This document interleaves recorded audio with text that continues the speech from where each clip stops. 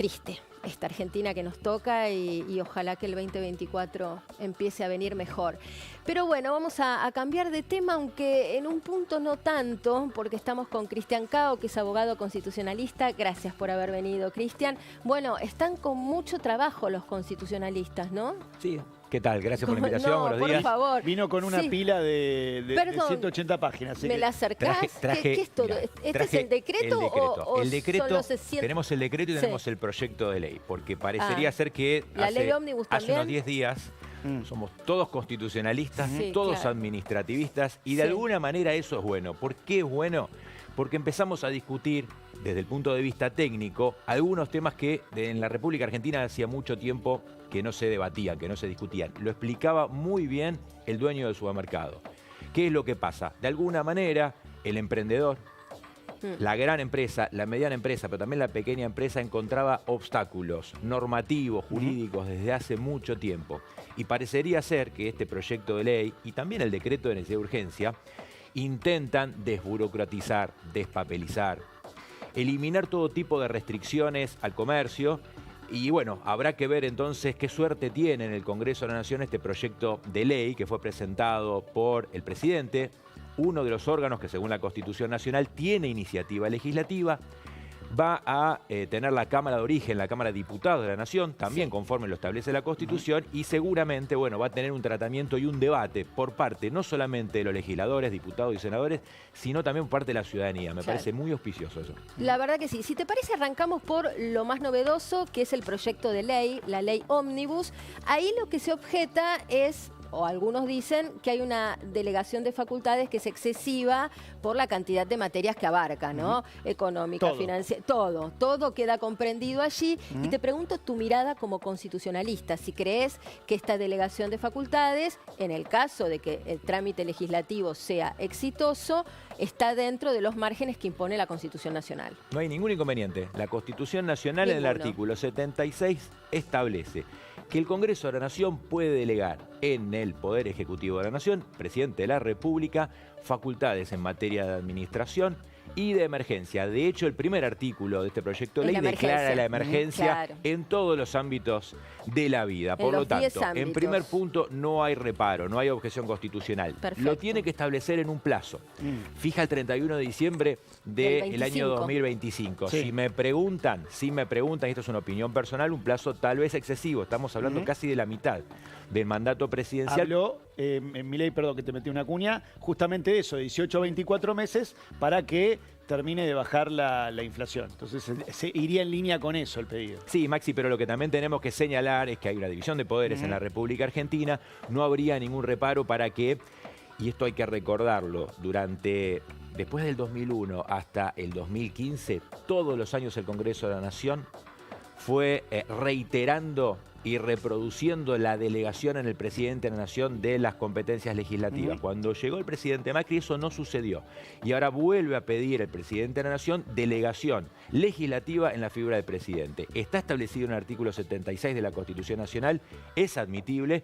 El plazo tal vez es una de las cuestiones que habrá que ver cómo termina siendo aprobado por el Congreso de la Nación en materia de emergencia, en materia de administración y conforme a ciertas bases, ciertas pautas que están establecidas en el proyecto. Recordemos que esta es una propuesta. Claro. Es la propuesta que el presidente lleva al Congreso de la Nación y que será sometida a modificaciones, a debate. Correcciones. Primero deberá ser aprobado por una Cámara, volverá al Senado de la Nación, eventualmente podrá introducir modificaciones, a lo cual obligará a que lo trate nuevamente la Cámara de Diputados. Por lo tanto, es la propuesta del presidente de la Nación. No veo ningún problema. Un agregado interesante en el medio del articulado. El presidente de la Nación se compromete, conforme a este proyecto, a presentar informes trimestrales al Congreso de la Nación sobre el avance y el despliegue de este tipo de normativa que el Congreso de la Nación le delegaría.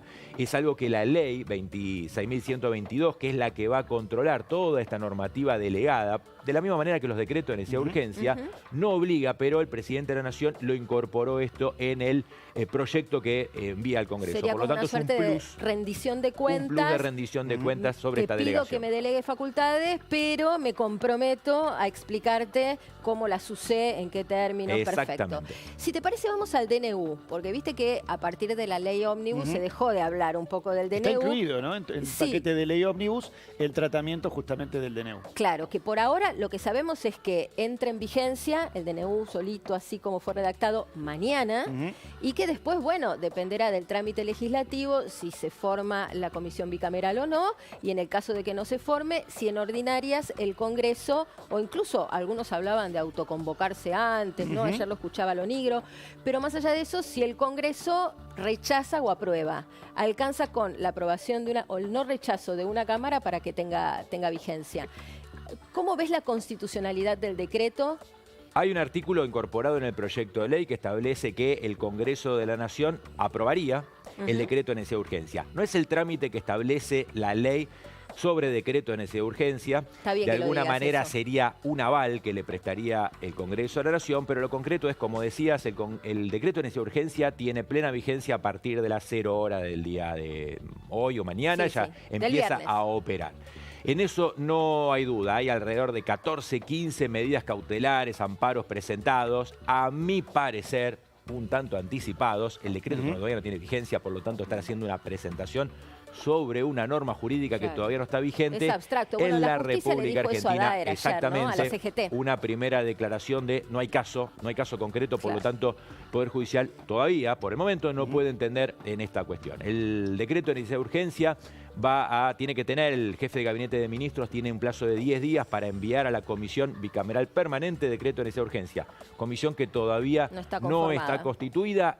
En este caso es el Congreso de la Nación el que tiene que tomar ese punto, constituirla en primer lugar. En segundo lugar, pasará por cada una de las cámaras, el plenario de cada una de las cámaras, y con que una de las cámaras le preste el aval, le preste la conformidad al decreto de necesidad de urgencia, resulta válido, no resulta impugnado por el Congreso de la Nación. Esto independientemente de lo que pueda decir el Poder Judicial de la Nación Claro. respecto a alguno de los puntos. ¿Cuál es la diferencia? Esto es importante marcarlo.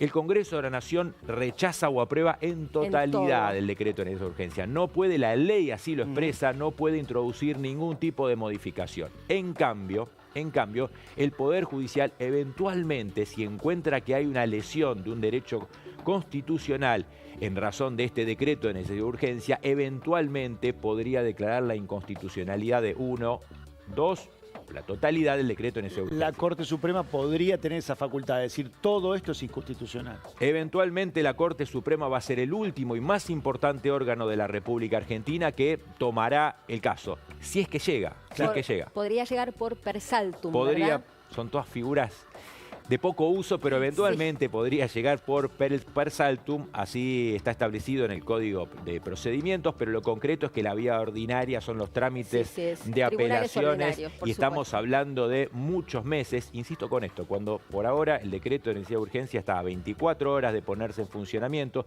todavía no ha superado el test de legalidad, para decirlo de alguna manera, en el Congreso de la Nación, y habrá que ver qué es lo que sucede tanto en el Congreso de la Nación con Como la la justicia. prestación de conformidad o no, como también el debate que se pueda dar en la justicia respecto a esto. Por el momento, 14 presentaciones cautelares y amparos. Bien.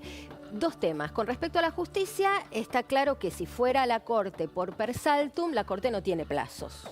La Corte no tiene plazos para resolver. Perfecto. Exactamente. Ahora, con respecto a las cámaras, ¿cuánto tiempo tienen para hacerlo caer? ¿Me para explico? aprobarlo, Claro, para pero aprobarlo.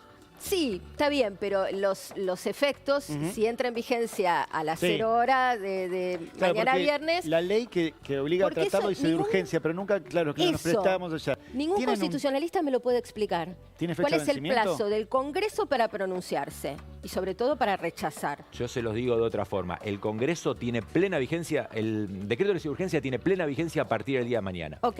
¿Qué sucede? El Congreso de la Nación eventualmente puede invalidarlo, pero mientras eso no suceda, el decreto de necesidad de urgencia tiene vigente. A tal Perfecto. punto que si eventualmente el Congreso de la Nación, ambas cámaras, decidieran no aprobar el decreto Eso. de necesidad de urgencia, a partir de ese día va a dejar de tener vigencia. ¿Y ese día puede salvaguardando. ocurrir en cualquier momento? En Esa cualquier es la momento, pregunta. en cualquier momento el trámite legislativo tiene plazos reglamentarios, Ponele que en un año, año- por ejemplo, No en este periodo ordinario, sino en el inicio del periodo ordinario siguiente, el Congreso O decide pongamos rechazarlo. en 3 años cuando la Cámara se recompuso, por Eso, ejemplo. Hay un nuevo eso. Congreso y ese Congreso junta otras Sí. Mayoría se dice, vamos a dar de baja esto. ¿Eso se puede? Digo, que suceda en 2026. Estuvimos 3 años durante la pandemia gobernados por decreto de necesidad de urgencia, lo que al principio tuvo, en mi parecer, y fui muy crítico sobre esto, necesidad, urgencia, imposibilidad del tratamiento ordinario legislativo